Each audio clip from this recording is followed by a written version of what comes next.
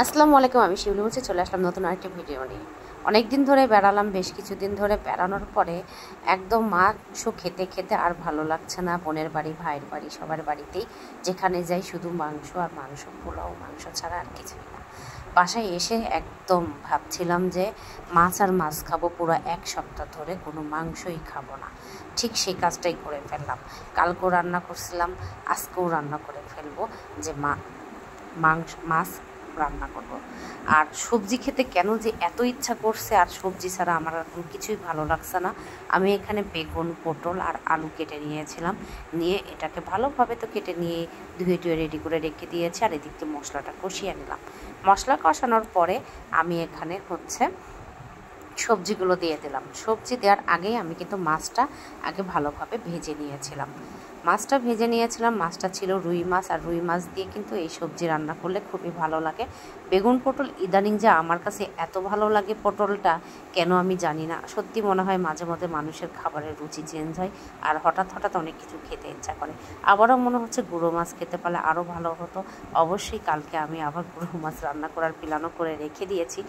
আজকের রান্নাটা সুন্দরভাবে মশলা দিয়ে সব করে ফেলছি। আর এখানে আদা রসুন বাটা দিয়েছিলাম পেঁয়াজের মধ্যে, তারপরে একটু শুকনা মরিচের গুঁড়া, হলুদের গুঁড়া, জিরা গুঁড়া, সব কিছু আর ধনিয়া গুঁড়া দিয়ে এটাকে ভালোভাবে কষিয়ে নিয়েছিলাম। মশলাটাকে যত সুন্দরভাবে কষানো যায় রান্না কিন্তু ততটাই সুন্দর হয়।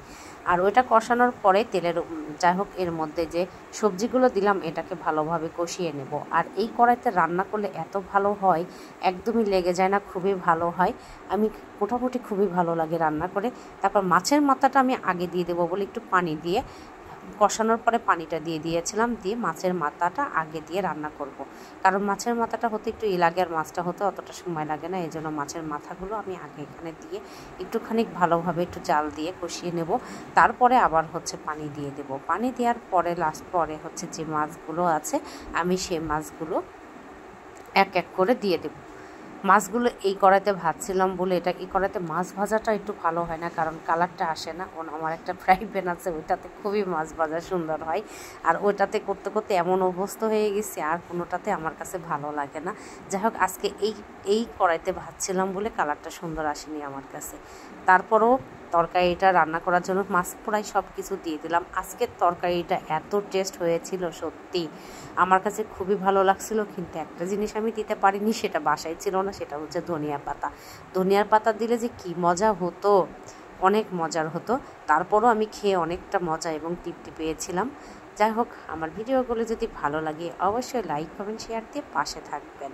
আর একটু ধৈর্য ধরে ভিডিওগুলো দেখবেন, ধাক্কাধাক্কি করবেন না। রান্নাটা প্রায় একদমই লাস্টের দিকে চলে আসতেছে, আর আমি চুলাটা একদমই আস্তে দিয়ে ঢাকনা দিয়ে ঢেকে দেবো। আজকের মতো এখানে বিদায় নেব। সবাই ভালো থাকবেন, সুস্থ থাকবেন। আল্লাহ হাফেজ।